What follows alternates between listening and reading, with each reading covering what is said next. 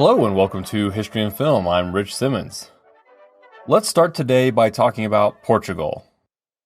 Humans and human ancestors have been in the area for hundreds of thousands of years.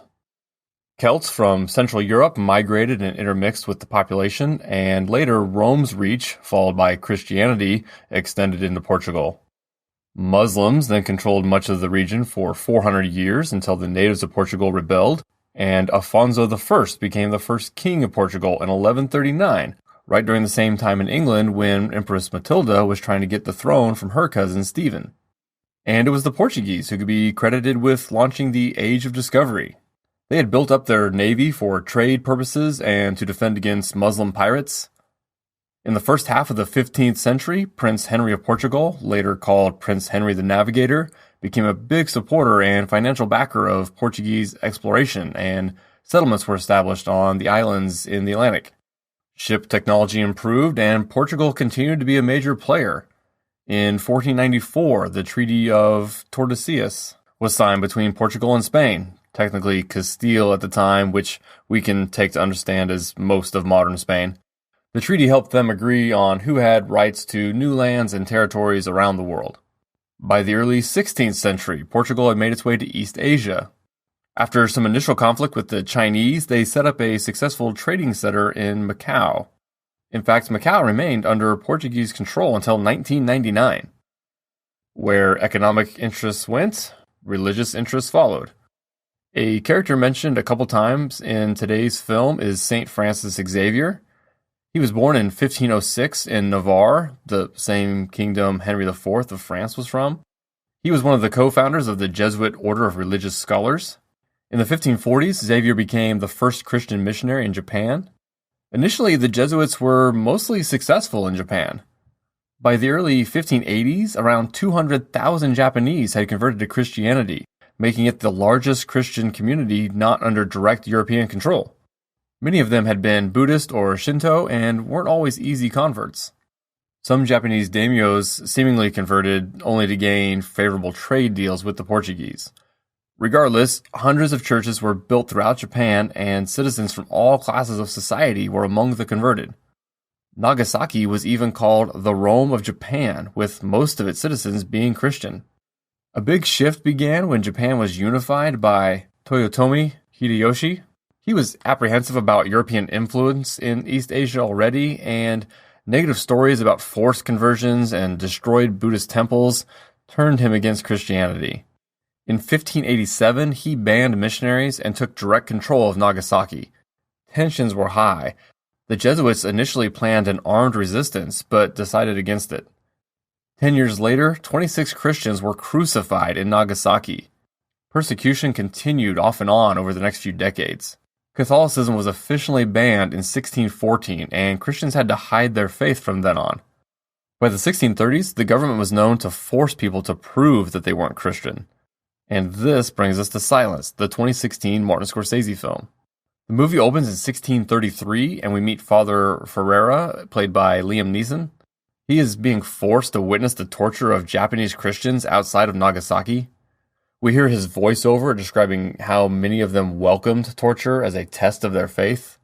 He says, "We will not abandon our hidden Christians." We cut to St. Paul's College in Macau, where one Father Villano is reading a letter from Ferreira to two of his young pupils.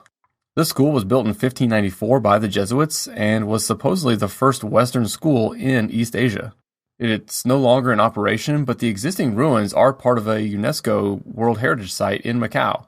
And the presence here of Father Villano is a bit of a cheat. He died in 1606, but was an important figure in spreading Catholicism to the East, and he was the founder of St. Paul's College.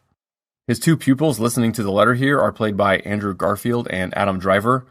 Driver's character appears to be fictional, but Garfield's character is based on the actual missionary who went to Japan in search of Father Ferreira. Villano tells the young men that despite what Ferreira wrote in his letter, which is now quite a bit old by the time they got it, he has it on good authority that Ferreira abandoned the Christian faith. Garfield and Driver's characters refuse to believe it and insist they must go track down Ferreira, who was their former mentor. They know it will be extremely dangerous given the atmosphere in Japan at the time, but they consider it their God-given duty to try. Now, here there seems to be a mistake in either the movie or the Wikipedia page or both.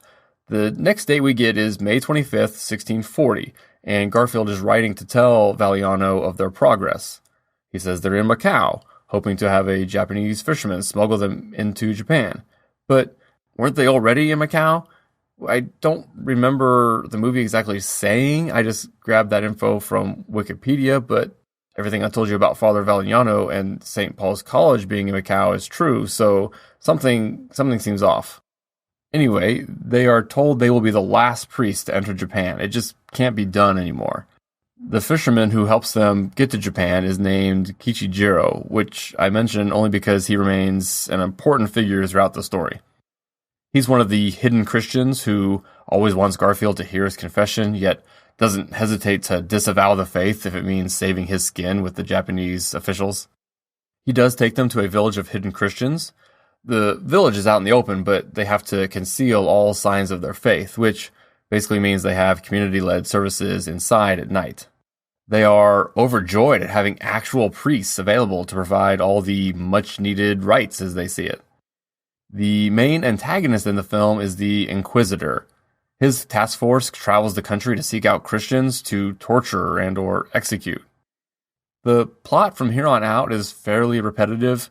Christians are found out and forced to publicly spit or step on Christian relics.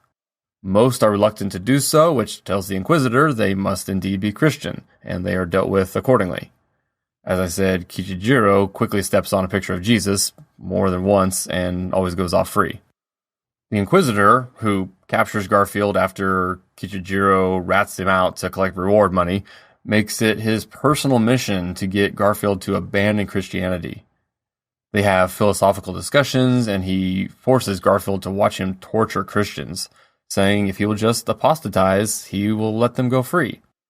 And that's definitely the word of the movie, apostasy or apostatize or apostate.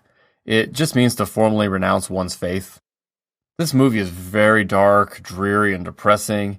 In a particularly gut-wrenching scene, and there are a lot of them, the Inquisitor forces Garfield to watch as Driver swims out to save Christians who are being bound with straw and thrown into the sea, and Driver himself drowns trying to save them. All the while, Garfield still hopes to find Father Ferreira. He refuses to believe the Inquisitor's claim that Ferreira has apostatized and taken a Japanese wife and name, even though that's the same information Father Valiano had. Garfield's faith does start to be tested when he's put with other captive Christians who are more calm than he is. They remind him that heaven must surely be better than the world they are living in, right? So death will be a welcome relief. We get a lot of voiceover from Garfield that's supposed to be the letters he's writing back to Valiano. He does say he feels God has forsaken him now. He is finally brought to where Father Ferreira is, and everything he had heard is true. Ferreira is no longer a Christian.